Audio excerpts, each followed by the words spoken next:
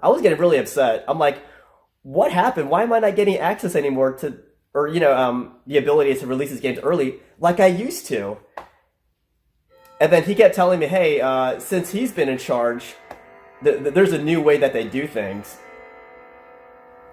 And he also told me that because I used to do this, that was not that did not mean I was part of some kind of quote unquote lifelong membership to the Creative Assembly. That was kind of a harsh thing to say to me, and I never not did anything for them. I did everything they wanted me to. I went to Germany. That was humiliating because I had no experience with that game when I went to Germany. But I went there, I played it, I got humiliated. But I did everything that they've asked me to. I even appeared in some Rome 2 tournaments, which that was another game I didn't have much experience in, so I got humiliated in that game as well. I even did Warhammer, another game I had no experience in. Despite my history of being the biggest channel for, some 7 years, despite me being the one that kicked off Total War commentary, that meant nothing to this new guy. He was like, sorry, man, this is the way I do things. I don't care how previous Creative Assembly personnel did it. This is the way I do it. I was like, dude, that's okay, whatever. Total War's Creative Assembly has officially cut ties with Prince of Macedon. Prince of Macedon. For those of you in the know, you guys know Prince of Macedon, he is the father of Total War YouTubing. He is the first ever Total War YouTuber that really put Total War on the map and made it so it could be a lucrative business and a profitable business for Creative Assembly and for YouTubers to cover Total War.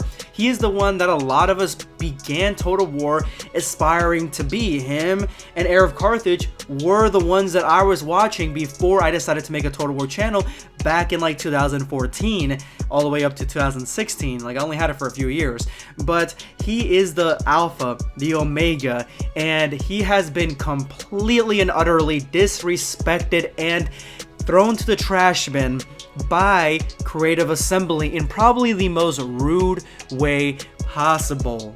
So Rome 1 was being remastered, and I knew a lot of you guys wanted me to play that game, so I humbled myself, and I sent this guy an email after being really upset with this guy. I'm like, hey, dude, okay, I realize we've had some beef in the past.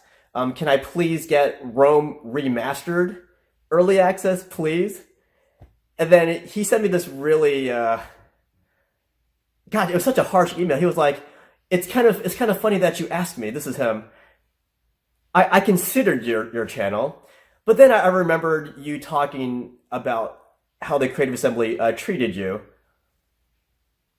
All I said about the Creative Assembly is that they cut me off. That's all I said, and that was the truth. This was some 3 years after they were ignoring me. After all that time, all I said was, yeah, they cut me off, and I'm pretty upset. That's all I said.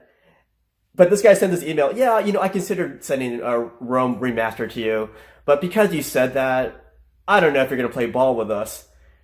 So after 2 weeks after the first content creators were releasing a video footage of this game, they finally sent me the Rome remastered. At that point, I didn't care. That was humiliating. I'm the one who started Total War commentary, and Rome 1 was my child, basically.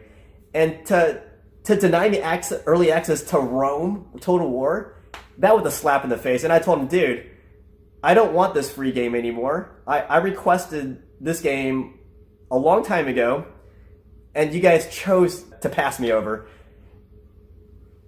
I sent that email. A few weeks later, this new guy from Creative Assembly, he tells me, because I can see that this relationship is not working.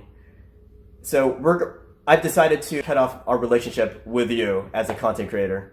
Something that really irked me in my correspondence with this CA guy, I told him so many times straight up, hey, I want my old status back, I want to release gameplay early the way I used to for many, many, many years.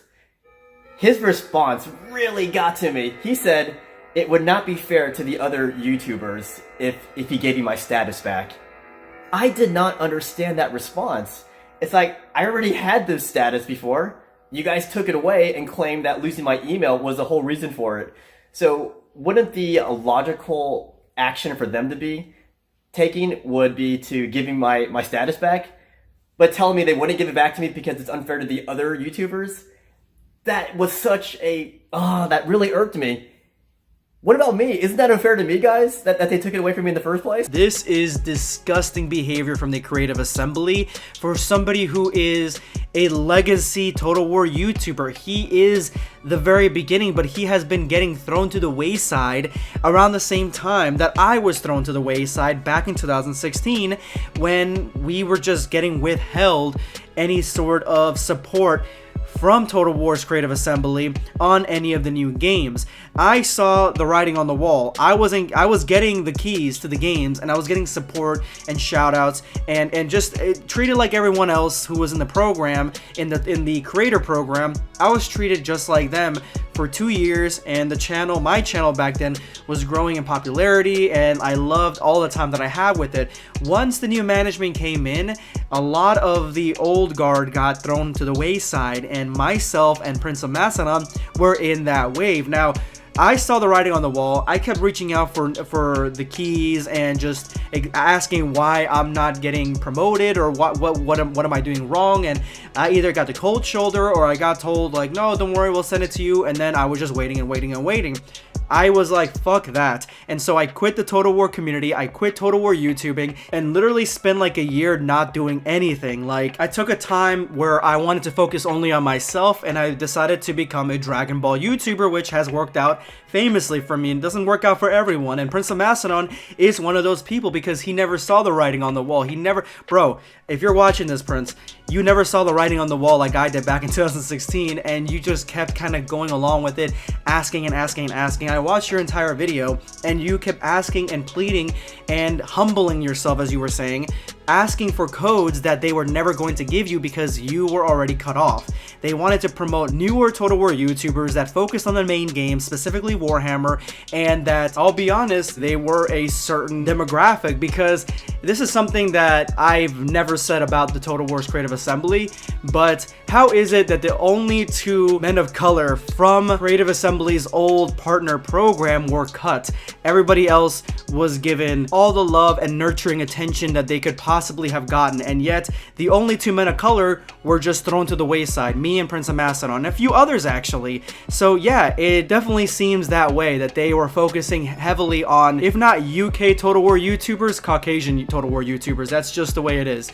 That is what I felt back then. That is what I still feel now. The way that this guy talked to you and responded to you and disrespected you, the guy who runs the creator program, and talks shit to Prince of Macedon, yeah, I believe it 110% that this is a reality of the situation, that they would focus primarily on these demographics and cut everybody else. So I decided to leave that whole community behind for the most part, and decided to go in a different direction. Prince of Macedon, all he has is Total War YouTube besides his other channel, and now he will not be getting any of the early access. He will not be getting anything and no benefits, nothing from the partner program. So he's on his own when it comes to just promoting his Rome Total War content, which is fine, but he is at an immense disadvantage. So this is something that is irreprehensible, and the fact that the community as a whole is largely silent about this and the injustice that has happened to Prince of Macedon. For me, I don't care about me. I'm fine. I'm Buku. I'm doing my own thing. Okay, Prince, on the other hand, this is what he's got, and he stayed thinking that he could get back in for like 5 years.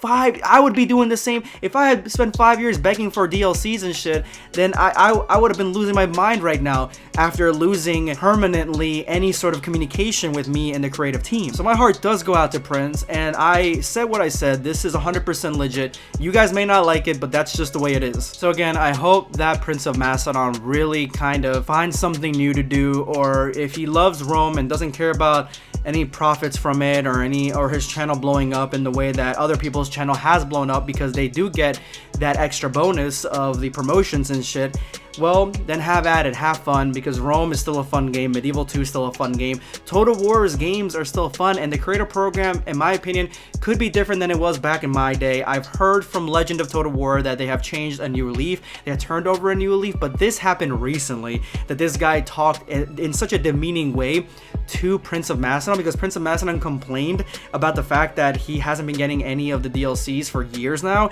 and he's been lied to by Creative Assembly for years now. Suddenly you're not playing ball, you're not sucking them off, so boom, you're out of here, when all you were doing before was asking for shit and trying to be a team player, but you were just getting sidebarred. Doesn't sound like that different from how it was like 2016. It really does not. And I'm hoping that some men of color, some brothers in the Total War community, they have a chance to rise up and really make a name for themselves, because Creative Assembly's past with that demographic does not bode well. This is going to be Sunscape signing off. Take care, guys.